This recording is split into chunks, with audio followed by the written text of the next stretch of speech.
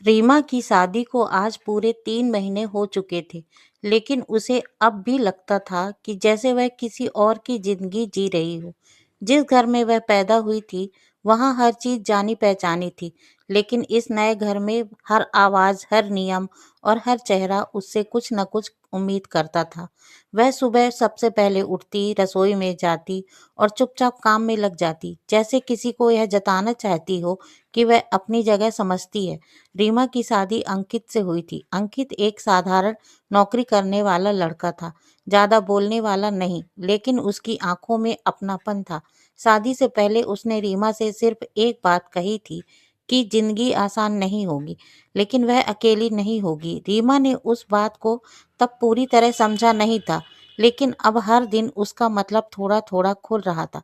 अंकित का घर एक संयुक्त परिवार था। उसके पिता महेश शर्मा रिटायर्ड आदमी थे, जिनके लिए अनुशासन और समाज की राय बहुत मायने रखती थी। माँ सविता दिन भर घर में काम करती और रिश्तों को संभालते संभालते थक जाती थी, लेकिन फिर भी सबको साथ रखने की कोशिश करती थी। अंकित की छोटी बहन पूजा कॉलेज में पढ़ती थी और हर बात को अपनी नज़र से देखती थी। रीमा के लिए सबसे मुश्किल चीज़ यह नहीं थी कि उसे काम करना पड़ता था, बल्कि यह थी कि उसे हर वक्त खुद को साबित करना पड़ता था। खाना थोड़ा नमक कम हो जाए तो सविता चुप हो जाती थी, लेकिन वही चुप्पी रीमा के दिल को चुभ जाती थी। महेश शर्मा कभी सीधे कुछ नहीं कहते थे, लेकिन अखबार के पीछे से उनकी नजरें बहुत कुछ कह जाती थीं। अंकित यह सब देखता था। वह हर दिन ऑफिस से थका हुआ लौटता, लेकिन रीमा की आंखों में थकान उससे पहले देख लेता था। रात को जब सब सो जाते, तब वह उससे पूछता कि दिन कैसा गया। रीमा शुरू में टाल देती, लेकिन एक दिन उसकी आवाज टूट गई। उसने कह दिया कि उसे लगता है जैसे वह हर दिन कोई परीक्षा दे रही है। अंकित ने उस रात उसे समझाया कि नया घर, नए लोग और नई जिम्मेदारियां आसान नहीं होती। उसने रीमा से कहा कि वह परफेक्ट बनने की कोशिश ना करे, बल्कि खुद बने रहे।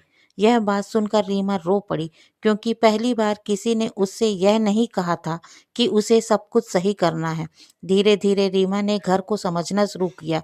उसने जाना कि सविता की शक्ति उनके डर से आती है, महेश शर्मा का रूखापन उम्र और आदत का नतीजा है, और पूजा की बातें उसकी अपनी उलझनों से भरी हैं। फिर भी हर दिन आसान नहीं थी। कभी मायके की याद आती, कभी अपनी पुरानी नौकरी छोड़ने का दुख था, और कभी यह सवाल कि क्या वह कभी इस घर का हिस्सा बन पाएगी। इसी बीच रीमा और अंकित के रिश्ते में भी नए मोड़ आने लगे। अंकित रीमा को सपोर्ट करता था, लेकिन वह खुद भी अपने माता पिता का पत्नी के बीच में फंस जाता था। कई बार वह कुछ कहना चाहता, लेकिन घर का माहौल देखकर चुप रह जाता। रीमा यह चुप्पी समझती थी, लेकिन कभी कभी वही चुप्पी उसे अकेला महसूस करा देती थी। एक दिन घर में एक बड़ी बात हुई। पूजा ने बताया कि वह आगे पढ़ाई के लिए बाहर जाना चाहती है। महेश शर्मा ने साफ साफ मना कर दिया। घर में बहस हुई और पहली बार रीमा ने खुलकर पूजा का साथ दिया। उस दिन सबकी नजरें रीमा पर टिक गई। सविता हैरान थी, महेश शर्मा नाराज थे और अंकित चुपचाप खड़ा था। उस रात अंकित और रीमा के बीच में बहस हुई। रीमा ने कहा कि वह हर बात में चुप नहीं रह सकती। अंकित ने कहा हर लड़ाई तुरंत नहीं लड़ी जाती। दोनों को एहसास हुआ कि प्यार होने के बावजूद जिंदगी के फैसले आसान नहीं होते। कहानी यहीं से गहरी होने लगी। यह सिर्फ रीमा की शादी के बाद की जिंदगी नहीं थी, बल्कि पूरे परिवार की बदलती सोच, टूटते और जुड़ते रिश्तों की कहानी थी। हर किसी के भीतर कुछ न कुछ दबा हुआ था, जो धीरे धीरे बाहर आने वाला था। अगली सुबह घर का माहौल बदला बदला सा था। रीमा जल्दी उठी, लेकिन उसके हाथ आज पहले जैसे नहीं चल रहे थे। उसके भीतर एक अजीब सी घबराहट थी, जैसे कल रात कही गई बातें अब वापस नहीं ली जा सकती थी। रसोई में सविता बैठी सब्जी काट रही थी, लेकिन दोनों के बीच बातचीत नहीं हुई। यह चुप्पी पहले से ज्यादा भारी थी। अंकित ऑफिस जाने की तैयारी कर रहा था। उसने रीमा की तरफ देखा, कुछ कहना चाहा, लेकिन शब्द नहीं निकले। वह जानता था कि अब सिर्फ प्यार काफी नहीं है, अब उसे फैसला लेना होगा। जाते जाते उसने बस इतना कहा कि शाम को वह जल्दी आएगा।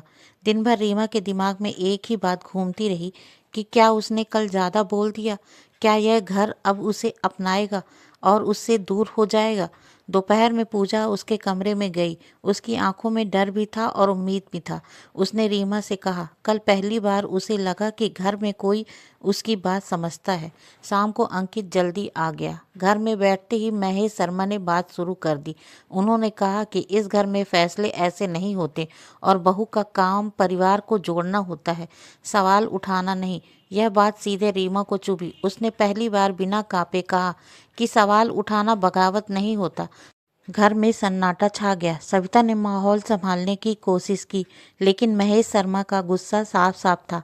उसी पल अंकित आगे आया। उसकी आवाज़ ऊंची नहीं थी, लेकिन साफ थी। उसने कहा कि रीमा उसकी पत्नी है और उसकी बातें सुनना उसकी जिम्मेदारी है। उसने यह भी कहा कि अगर घर की बेटियों के सपने नहीं समझे जाएंगे तो कल बहुएं भी घुटन में जिएंगी। यह बात महेश शर्मा के लिए आसान नहीं थी। उन्होंने जिंदगी भर परिवार को अपने तरीके से चलाया था, लेकिन पहली बार उन्हें लगा कि समय बदल रहा है और उनके तरीके शायद सबके लिए सही नहीं है। उन्होंने कोई जवाब नहीं दिया, बस कमरे में चले गए। उस रात सविता रीमा के पास बैठी। उन्होंने कहा कि जब वह इस घर में आई थी तब उन्होंने भी बहुत कुछ सहा था, लेकिन कभी बोल नहीं पाई। उनकी आंखों में आंसू थे। रीमा ने पहली बार महसूस किया कि शक्ति के पीछे भी एक थकी हुई औरत है। अगले अगले कुछ हफ्तों में घर धीरे धीरे बदला। पूजा के पढ़ने जाने का रास्ता निकला। महेश शर्मा पूरी तरह नहीं बदले, लेकिन उन्होंने विरोध करना छोड़ दिया। अंकित और रीमा के रिश्ते में भी गहराई आई। अब दोनों सिर्फ प्यार नहीं करते थे, बल्कि एक दूसरे का साथ निभाना सीख रहे थे। रीमा ने भी खुद को ढालना छोड़ा। उसने घर की जिम्मेदारियां निभाई, लेकिन अपनी पहचान खोकर नहीं। उसने छोटे छोटे फैसलों में अपनी राय रखना शुरू की। कभी उसे सुना, कभी नहीं, लेकिन उसने चुप रहना छोड़ दिया। एक दिन शाम को रीमा छत पर खड़ी थी। हवा में हल्की ठंडक थी। अंकित उसके पास आया और उसने कहा कि शादी के बाद जिंदगी परियों की कहानी नहीं होती, लेकिन अगर दो लोग एक दूसरे का हाथ ना छोड़े तो रास्ता निकल ही आता है। रीमा मुस्कुराई। यह मुस्कान दर्द से निकली थी, लेकिन मजबूत थी। यह कहानी किसी आदर्श परिवार की नहीं थी। यह उन लोगों की कहानी थी जो गलती करते हैं, चुप रहते हैं, लड़ते हैं और फिर समझते हैं। रीमा की जिंदगी आसान नहीं हुई, लेकिन अब वह उसकी अपनी थी और शायद यह शादी के बाद की असली शुरुआत होती है। धन्यवाद दोस्तों। अगर यह कहानी आपको अच्छी लगी हो तो प्लीज़ लाइक और सब्सक्राइब करें।